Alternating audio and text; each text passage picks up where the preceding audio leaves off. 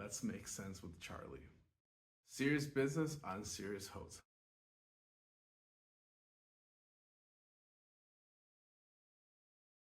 Hello, everyone.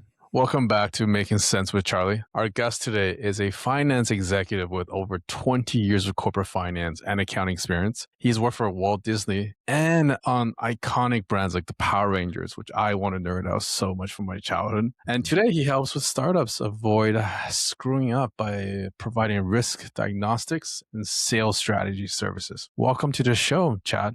Thank you so much for having me. I'm really excited for this one. We've had a few chats now. It's always been quite energizing. Now, Chad, before we get to some of the deeper stuff, we always like to start with some rapid fire questions.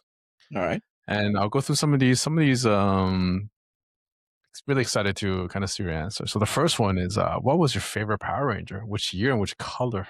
That's a good question. I'm going to go with the first season and the Black Power Ranger because he was not featured as much in the episodes as prominently as, say, the red one or the pink one or whatever. There are very few episodes, as I remember it, as being focused on either the black one or the yellow one.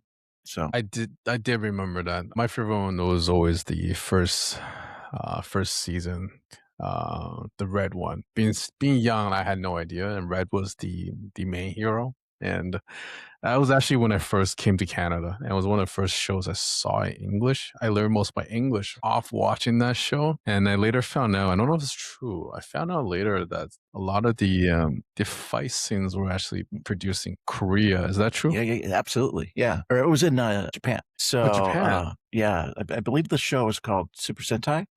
And what it was a very different show than what was done in the States. And so what Saban would do is they would take the fight scenes, a lot of the like, helmeted stuff and a lot of that, and they'd recut it and do the best they could to create brand new narratives based on that footage. And so they take, I want to say it was like 11 minutes or something like that of footage every episode to make the new seasons. And every time there was a new season that came out, like the Spawn team would have to go and say, okay, how are we going to make this work? Because it was very different narratives from the narratives on the Japanese show. Wait, Chad, this is brand new knowledge. I'm going to nerd out for a second before you talk about finance or any of that stuff. All good. So the Japanese show came first, Yes. And basically they reused the content and then created stories and things around it to fit the content they already had. Yeah.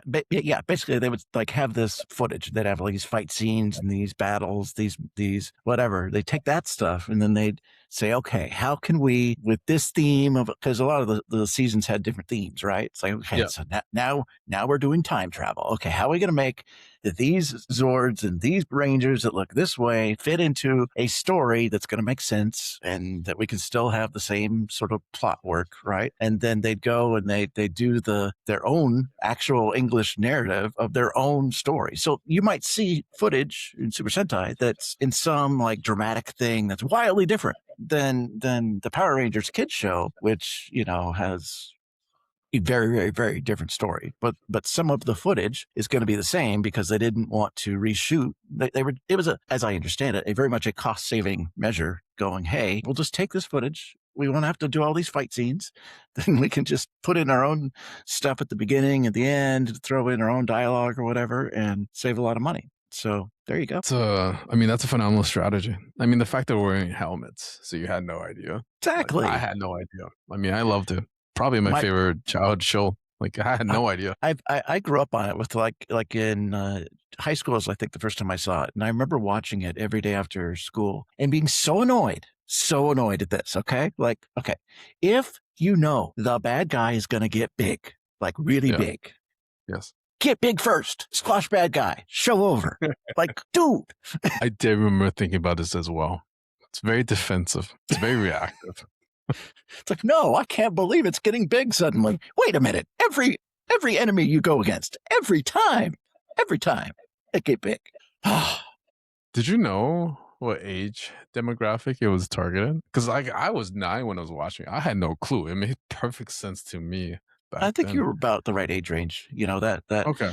that age range is historically such a challenging one for like toy makers and folks like that. Like to really find something that can be engaging for 7, 8, 9, 10 year olds, you know, and yet not make it so violent, so crazy. And it's that's where all the money's made too, is on the merch. Fascinating. This is probably the most time I've ever spent on the rapid fires. I'll get back to you in a sec. So what's that? That ICP, that age group, the 9-year-old, 10-year-old is the hardest one for them to target Yeah, it's a and really hard capture. one because, and like you think about Disney, right? Yeah. Like they went and they acquired the Power Rangers at one point, right? To kind of fit that little puzzle piece, right? And Yeah. then later on, they sold it back to Saban many years later, and then they went after Star Wars and they went after Marvel to again try to hit that. That, but boys' demographic is a tough one. Girls' demographics, as I understand, are far easier for the toy campaigns, marketing campaigns, synergy stuff. But guys are harder, especially at that younger age, and it's really hard to find really good content. Was harder to find really good content. And so I remember going to some like Disney branding presentations that they would do, and they would kind of walk through and be like, "Here's our matrix." And the Power Rangers fit here, and Ratatouille fits here, and these are not the same thing. So anyway, It's fascinating. I mean, I have never, not never, I haven't done much work in kind of your space, this media entertainment space. I love to actually learn how finance actually surrounds that. But Chaz, finish the rapid fires. I would love to hear maybe that first. So superpower that you love to have. superpower I'd love to have. To use the theming of the Power Rangers to get giant whenever I want to. Sure, that would not have any negative side effects, but whatever. Well, you know your clothes to expand with you. You It'd you need be to an have liability expensive. insurance to the roof. Oh, Yeah. Wardrobe expense would get out of control, but it'd yes. be big. That'd be Yes. fun, at least for a few minutes. I know the last time we were talking about AI a little bit. I know you were playing around with it. The question is Copilot or Gemini, but what is your hour of choice? Lately, it's been Gemini. I The first one I used most meaningfully was Copilot, and I think actually how we met was talking about how Copilot was doing some pretty amazing things in sort of the transcription, like live transcriptions and all that. Which, like when it does a live voiceover, cloning someone's voice in another language, that's freaking amazing. I mean, that is just there are use cases for AI that are kind of like, it might be useful, might be whatever. And then you experience that and you're just like, dude, that's cool, right?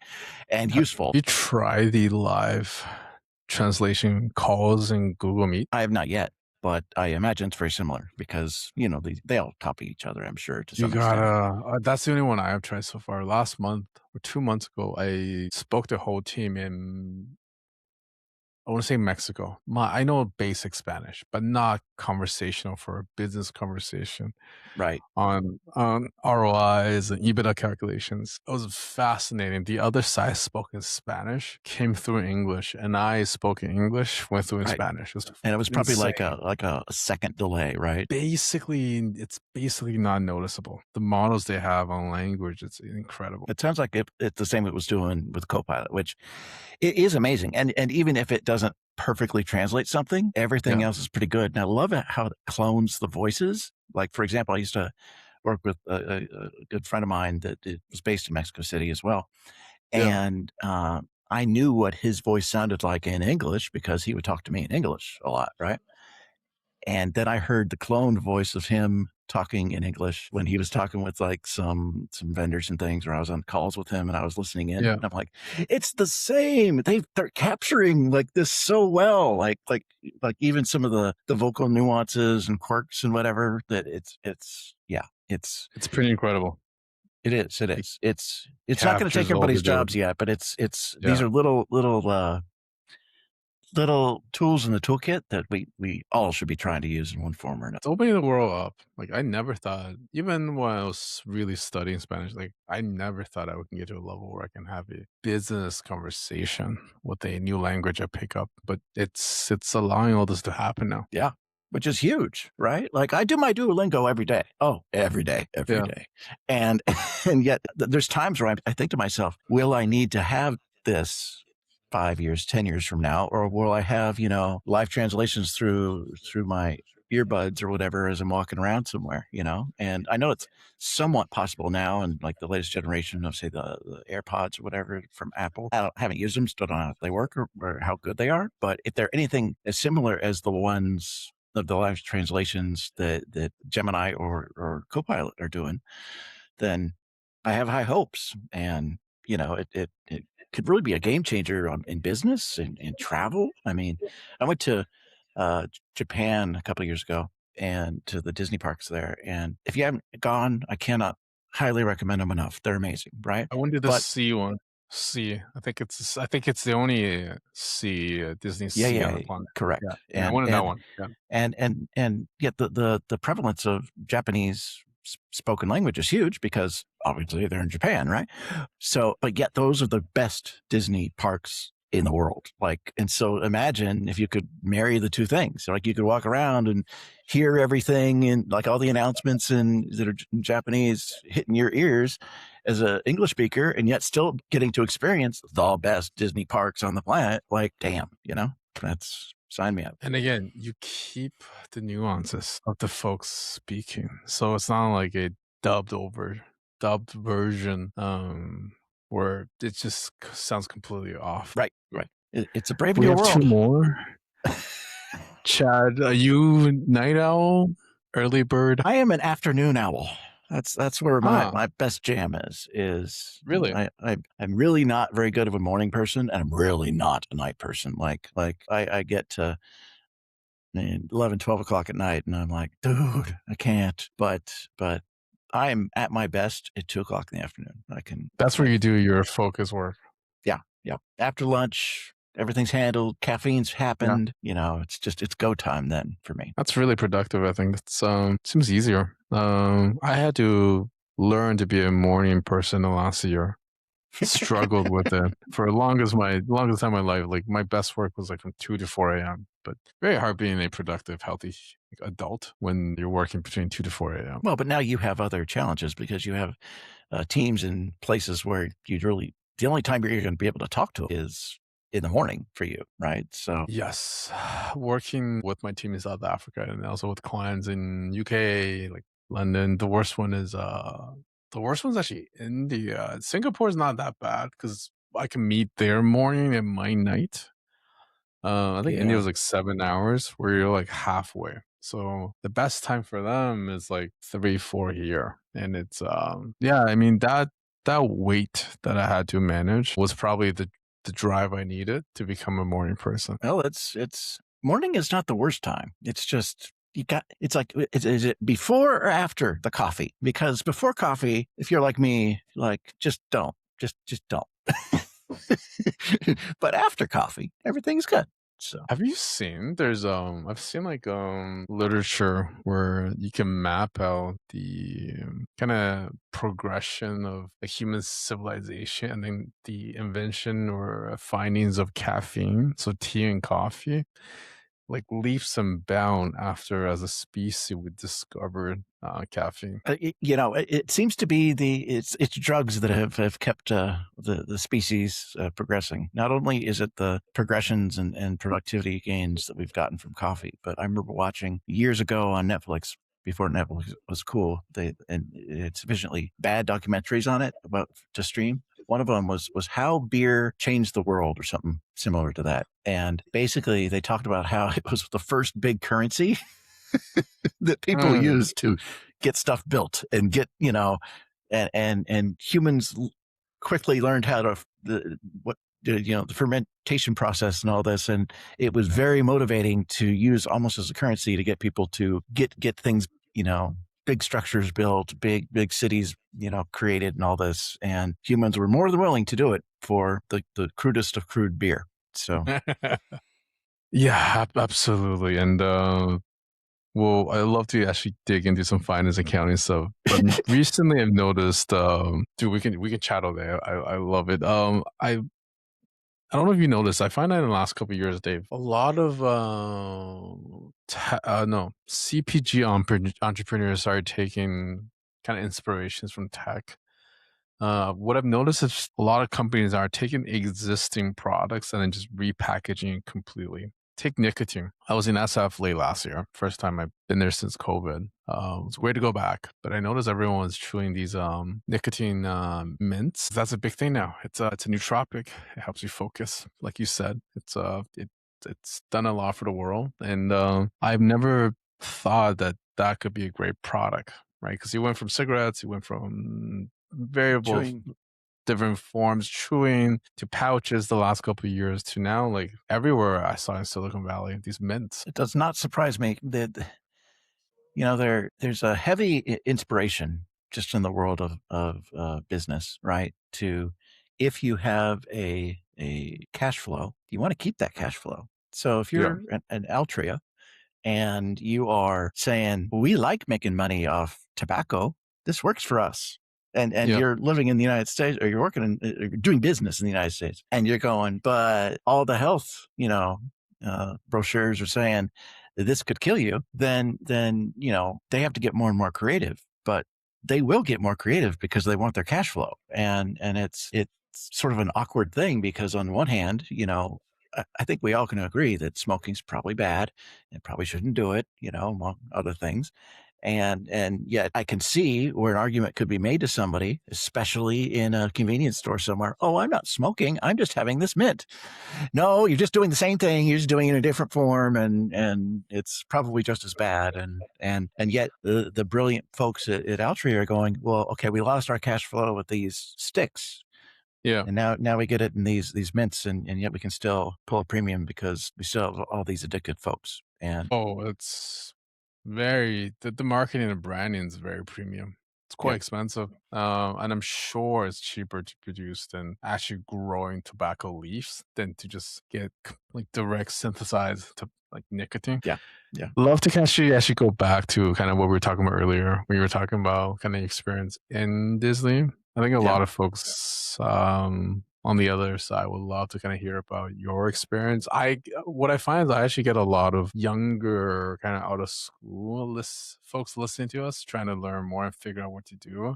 I've noticed a lot of folks in Reddit getting guidance, a lot of fear with AI and the jobs disappearing. I think there is I do think it's not going to replace everyone, but I do think there are certain aspects that are going to be replaced, if not already replaced. But I think kind of having the folks kind of hear about your experience would be quite interesting, Chad. So my experience was somewhat unique, but I think it was fun.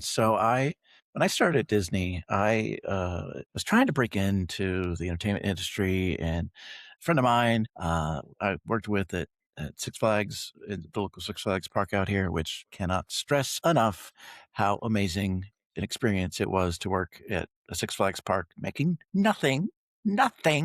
I mean, minimum wage, okay, maybe a quarter above that. I mean, nothing. And yet the experiences I got from that were tremendous, right? And one of my coworkers there kind of helped me get a temp job at the time at Warner Brothers, which all the entertainment companies are all the same, neighborhood basically of LA. And the first, I'd say, year or so, I was doing the most unglamorous work you could imagine. Basically, showing up, filling in for somebody, answering the phone if it would ring, being bored out of my mind, waiting for something to happen, and scheduling a meeting for people every now and again, and just not the most, to me, the most exciting stuff in the world. But from that opened up an opportunity to, because I was using a little bit of SAP to do some like ordering of some things, right? And put that on my resume at one point. Somebody found that, and we had a chit chat, and they said, "Hey, we have a temp job at Disney if you're interested. And they need somebody that's used SAP, at all." has opened it up at all, and that's really all that they were really hoping for. I'm like, well, I've used it some. I mean, I don't want to oversell this, but I've used it some. And so I went and I did that temp job for like 9 months, and then it was a lot of like just attributing of stuff. It wasn't even finance and accounting focused. It was more like attributing of different titles in a hierarchy that they would use to identify different products in consumer products. So, for example, you might have Mickey as a property, right? And that would be associated with one layer of the hierarchy. And then if you go Yeah. down one, you would have like a Mickey, classic Mickey Mouse. And then that would be more of like a next level attribute, which then would be paired with the thing it was that was being sold. So, like a classic Mickey Mouse t shirt. And you'd want to know what those things are if you were going to ever to do any analysis around what sales are working, what are not, what are Yeah. you actually selling, how is the property Mickey functioning Hmm. versus how is classic Mickey versus say Many. Minnie, or even the other versions of Yeah. Mickey, like Steamboat Willie Yeah. Mickey versus all these different like subsets of Mickey, right? And then from that data set, you could then do analysis, which they would do, as I understood, outside of SAP. But like the SAP would gather up all the data, and then outside of it, they could go and they could figure out, hey, how is this property performing? How is that property performing? And if we go back for a second to that kind of matrix I was talking about, then they Yeah. could look at and they could say, how are our boys' properties performing at different age ranges versus our girls' properties at different age ranges? And is there something that we need to tweak in our strategy to get more market share in, say, baby, which is a big one, Hmm. Yeah. for Disney Baby and our products versus the competition? I mean, and is say the princess piece of Baby functioning better than the classic characters Baby products or whatever? So if you had the attributes, you could do that analysis, right? So Was I it helped them. more brand IP or did you have to tag the individual product as well? So you're looking at the Yes. So type of it and like as shirts. Yeah. yeah. So it was the individual property or individual like brand, like down to Yeah. the lowest level you could go, and then the individual like article of what was being sold. And so, like, was it a T-shirt? Was it a hat? Was it a mug? Was it a glass? Was it a whatever? And they What take all year was that. this, Jack? 2004. Okay. Okay. And so uh, all this like matrix was put together, right? And then, my job was just kind of help as new properties, because there's constantly new stuff being created, right? My job was to go in and kind of map it, and kind of be like, this is what this series of characters is what comes out to be what this thing is that's being sold, and it differentiates this versus this from, because this is like a hat versus a cap versus a beanie versus Yeah. you kind of go down all the whatever. So, and I did that for a while, and I got to work with various different things, including video games. And the person that was in charge of the video game accounting, at one point, we helped them on a small project, and she remembered who I was. And like a year later, word got around to me where they said, "Hey, we're going to have a opening for a job. Are you interested in applying?" And I said, "Sure." Now, here's the fun part. Here's just how, expectations versus reality works, right? So, when you go to in your college and everything, they're like, you're going to apply for jobs, you're going to go through this process, Yeah. you're going to do this stuff, and you follow the bouncing ball, and you would get to this result. Reality sometimes is different. So I go in and I say, "Yeah, would you like to have an interview?" "Yes, I would. When can you be there?" We talk about it. I show up. I have the suit on, the whole 9 yards. I sit down and we start talking. I've not applied for a darn thing. We're just talking, right? So I go and we talk, and they decide that I am a pretty nice guy and all that jazz. And they said, "How much accounting experience do you have?" And I said, "Zero," because I'm honest.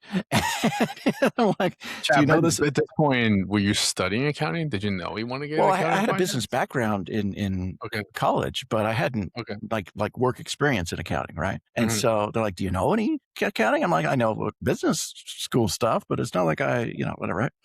And so they said, "Do you want to do this? Just it is an accounting job." I said, "Yeah, let's do it. See what happens." Right? Well, turns out I did a really good job, because I wasn't your traditional accounting background person. I was coming Yeah. from more of a process standpoint, and so I was looking at how we were doing things and finding efficiencies left and right, and really trying to systemize a lot of things, right? And so it was like, yeah, I was following the rules of accounting because that's what I was learning on the job, but really where I was excelling was in the systems of things. And it proved in the 8 years I was there, that's where I was really able to shine, as I would be presented a problem, and rather than going, oh, we need to figure out how to do some marketing accruals. How are we going to do that? La da da da da. I would kind of deconstruct and be like, okay, that's the output we need to get to. How do we think about from the get go how we do this most efficiently to get that data into the system, basically? And so, Would you be able to give an example, something that you did? Yeah. for example, like I had to go at one point and take over the for the video game division, the marketing accruals for, or marketing accounting for Yeah. the various video games, right? And that came in a lot of different styles. And the initial instructions were go talk to the various brand managers and see what they've spent, and then go and if we haven't already expensed those expenses, then accrue for them, right? Which is the right textbook answer of what you're supposed to do. Great. Yeah.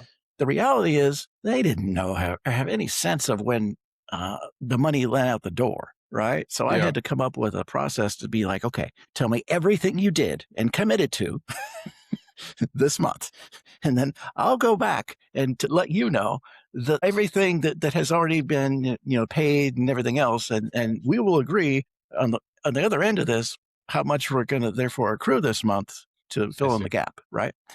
And versus just, there was a lot of noise that would otherwise happen because they'd say, we did this. And I'd say, okay, great, but we already paid for it. It's already gone or whatever. So we're not going to accrue for it again and have a whole bunch of, over accruals and corrections and true ups and all this stuff. So there was a bit of like re-engineering the process to help the people at the front end of the process who were doing these commitments and everything, right, to understand how they needed to give me data so that I could then true up their data and have the right answer at the end of every month. So I also think most folks outside of accounting and finance do not understand accrual. I think no, trying to expect them to understand it doesn't make sense. I often, especially smaller firms, when I work with them, I go, you should get them to plan by cash. And then you need to figure out some sort of schedule to figure out how to accrue it afterwards. And you get better results and better accountability because they'll understand it better. well, when I work with a lot of the startups, I often will say, like, look, there's a time and place for gap accounting.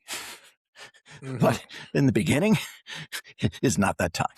You need to probably focus on cash accounting and just understand your cash flows, ins and outs, and do be in a situation where you're taxed on a cash basis and all that. Keep it when you're smaller, keep it simple, and then when the time comes where you're hiring your bookkeepers, you're hiring your accounting teams, you have that at least long-term strategic plan of, oh, gee, I would like to sell this or go public one day. Well, okay, that comes with converting to GAAP and starting to do an annual audit and starting to think about that long-term exit strategy. That's fine, but you don't have to do that until you're really ready to do that. And if you do it too soon, you might be creating more complications than you might be ready for. Yes. Yeah, especially early stage. Yep. Folks sometimes get caught up in the things that doesn't matter. Even though I am coming from accounting finance, actually my background's very similar to yours. I came from data and never actually did an accounting degree. But when I often advise folks, I go like leave the legal stuff later. Like just figure out if you can actually get customers, get some cash flow. The Right. accounting can, in my opinion, can wait 6, 9, 12 months. Because sometimes you have all that stuff stood up in that, but in that time, you should have invested all the time to figure out a proper business model and try to figure out if you have a good product or a good service. I say the exact same thing to people. I'm like, look, focus on sales and actually get sales in the door. Because once you have sales in the door, then you can go and take care of some of the more paperwork stuff and all that. As long as you do that generally timely, you're probably Yeah. going to not get in too much trouble. But you don't want to fork over a ton of money to register for this and register for that and get this going and get your website going. And now you're going to have this expense and that expense, and this other expense, and then you got to pay for all this stuff. And where's the revenue for that? Oh, we didn't already prove out first that you have the revenue that's going to be able to cover that. Well, now you're going to start making very desperate decisions that you shouldn't make, which step one is Also, to, time. Like if you're yes, bookkeeping the first month, no, it makes no sense, right? exactly. I have talked to folks who are like a few months into their journey, and they're like, my bookkeeper's telling me I need to become an S corp, and I'm like, are you doing this for you, or are you doing this for your bookkeeper? Because once you become an S corp, you're going to have a lot more expenses. You're going to have to start running a payroll. You're going to have to start Yeah. doing these other regulatory things. Do you have the revenue for that? Or is this something that your bookkeeper thinks would be a great idea? And I am not saying that that's bad advice in isolation. I'm saying, who's it really benefiting at this time? Is that benefiting you, or is that benefiting the bookkeeper? And if you're not aligned on that, then I don't know that that's the best decision. So get money in the door Yeah, first. absolutely. You need to know the why, and you need to know if you're building a business, where you're going with this. Like, I know a ton of friends who sometimes I go jealous. I get very jealous. I'm like, you have a very comfortable and strong lifestyle business, right? There's decisions that they make that's very Mhm. different from what we're trying to do here. But Chad, I do want to ask you how you switched over to this, but I want to actually get to the end, kind of the rest of the story, how you climbed the kind of corporate kind of ladder. So you got into accounting. Yeah, and it's very process driven. I'm hearing this over and over again. I actually get a lot of accounting grads asking me for guidance, and I often tell them, think in process. Try to build a systems thinking muscle, especially in this AI age, and talk to the rest of the business, understand operations. That way, when you come to accounting, come back to the numbers in the books, it actually makes sense to you. Amen. I think one of the biggest mistakes I see people in accounting and finance make is they don't sort of throw themselves into the deep end of the business that they are in. They skirt the edges and they go, oh, I just care about worrying about the margin for this, or I just want a fancy report that'll show this KPI. It's like, those are all nice things, but what does the business really mean? Like, and how does that fit in your business? Like, there are businesses out there that can have tremendously large balances of unbilled AR, which in some cases you would look at that and go, oh my God, what a huge risk. What a huge issue. And then in other situations, you'd be like, oh, that's standard for this industry. And Mhm. if you're a, just blind accountant coming in saying high AAR bad, well, you need to look at it under the context of, but what are the norms of this business? Is maybe that isn't as bad. Maybe it's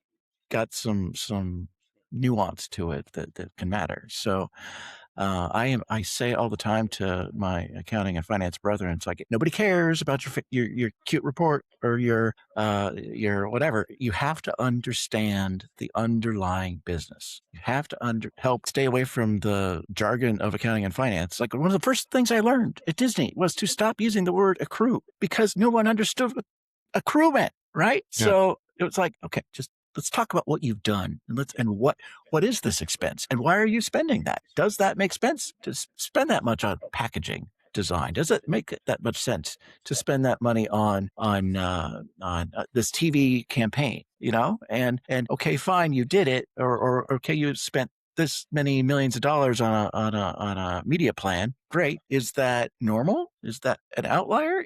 Why is that an outlier? Let's talk about that piece of the pie before we just go and blindly, this is what they told me. No, but why? Like, oh, this is a tentpole movie and this is a tentpole property. And so we really want to make sure that we're driving extra attention to our games and things. Then it would make sense to be an outlier. If it's just someone went copy paste as a template from another project that was maybe not so great, and they wanted to juice up the numbers, like, well, why are you doing that? There needs to be a good partnership on a regular basis between those that are running the business and those that are tracking the business. And I have always been a big proponent of, it is a partnership. It is the best people that do what we do are those that really, really bridge the gap and help folks that are running the business understand what they're doing, understand, oh, you have like severe cash issues. Well, let's talk about that. That's not an accounting problem or a finance problem. That's a business problem. And if you turn to your CFO and say, my God, I got to fix my cash problem. Well,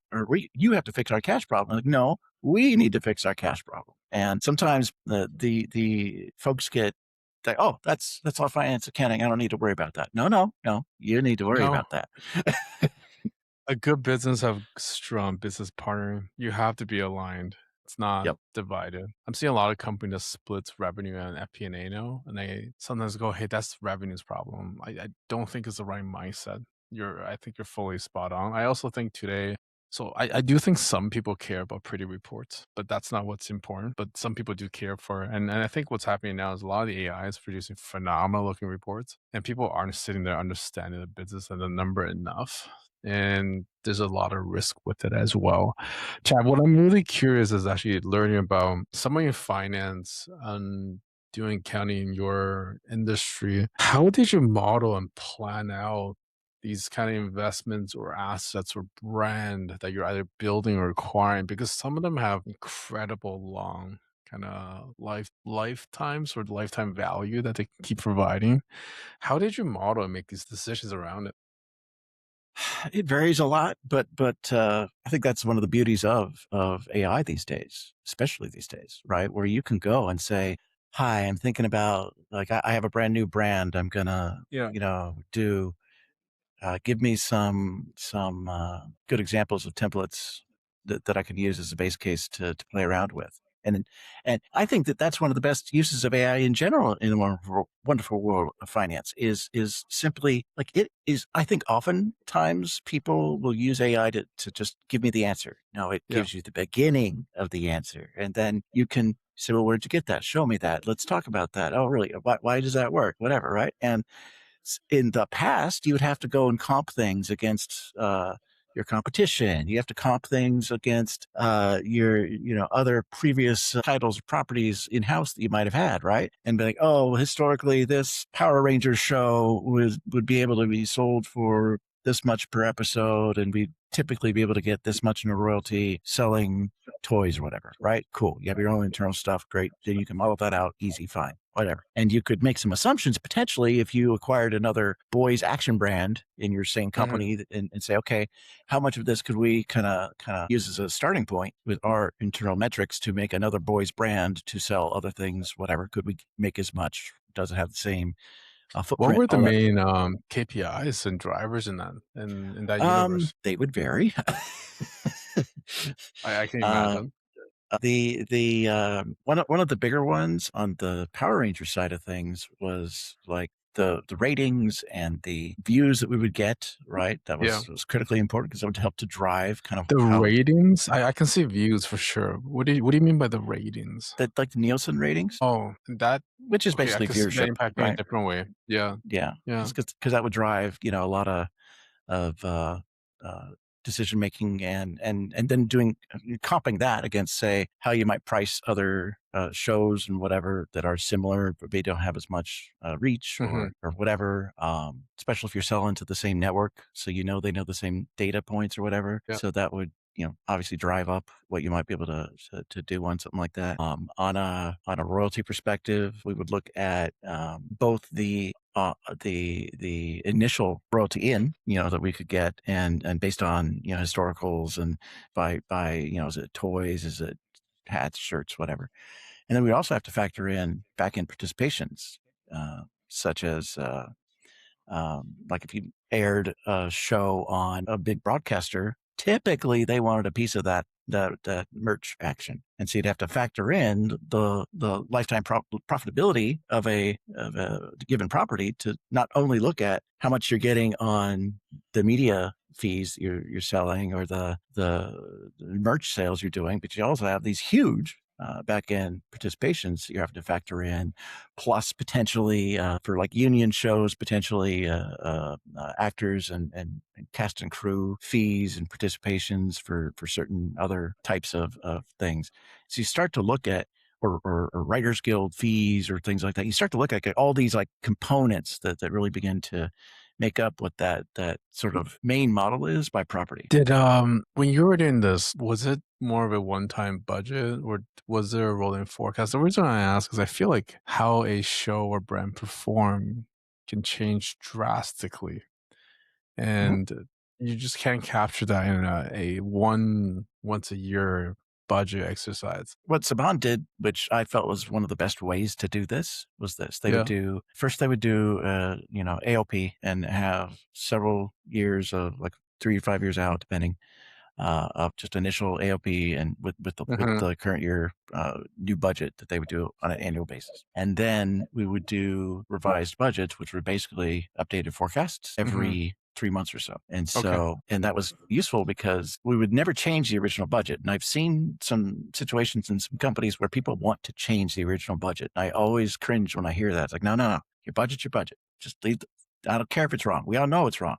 Your Yeah. revised forecast can be your updated expectations. That's fine, but never change that original budget. There's so much that gets lost. I argue, even Yeah. if the intent is benign, Yeah. to like, oh, this is no long. This is you throw this away. This is crap. Even in that crap, there's going to be nuggets that you're going to want to be able to reference and think about later on. Maybe it's in, that, oh man, we really did screw that up. Yeah, well, yeah, fine. But if you just throw away everything and you never ever look at it again, then you are losing out on potential opportunities to really see some insights that you would otherwise not be looking at. I know that there's a human desire to not want to look at something that sucks, like, yeah, I don't want to But look at that budget. It's out of date. And every time I look at it, it says we're losing 50% versus budget. we Yeah, need to you're right. be But comfortable with reality, right? Like one of the things I think a lot of companies should be doing and they're not doing is just budget versus forecasts and then comparing what your initial kind of strategy or goals are. So you have the accountability and then comparing against like what things have changed.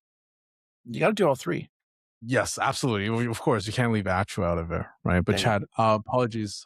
We are kind of coming down to time. I feel like the next time we do this, I probably have to block 2 hours. I do want everyone to kind of hear your 2 cents advice, which is where we try to end every episode. What is your 2 cent advice for the audience? I'm a guy that likes to make lots of little phrases for things. So I make a lot of these that are hokey or whatever, but I swear they're relevant. So one is get comfortable being uncomfortable, Oh, I love that. I especially love in that. today's generations that are coming out of college where they're being thrust into a world where AI is changing things every day and whatever. Well, you're not going to know everything. Everybody, if we're all being honest, everybody knows you don't know everything. And they don't either, and that's okay. It's like it's not doing this performative thing of like, look at me, I'm more amazing than you think I am. No, everybody knows, right? So just be comfortable knowing what you Embrace it. know, be comfortable with the uncertainties of working and life and everything else, and it'll all work itself out. Don't be too hard on yourself because you don't feel like you have a solid enough foundation to sort of make good decisions, whatever the case may be. The other thing I would just say is, in that same vein of sayings and whatnot, is action always beats inaction. So Yes. it's amazing that taking that first step on whatever it is so much more valuable than endless planning I mean, you don't want to plan not plan for something and then screw something up or whatever, but analysis paralysis is a thing and It is procrastination is a thing. And absolutely a thing. There's a so, line I love, which is be patient with one second, I know this. Be patient with results, but impatient yes. with action. Yeah. So I love that. And I know these kind of quotes does help. Chat apologies. I do have to kind of close this one and wrap this up, but this was a lot of fun. Definitely want you back as soon as possible. We'll definitely have a longer session next time as well. Clearly, an hour is not enough for us. Thank you so much. Appreciate it, Thank Chad. you. Thank you. Have a great one. Stay tuned for the next episode of Making Sense with Charlie.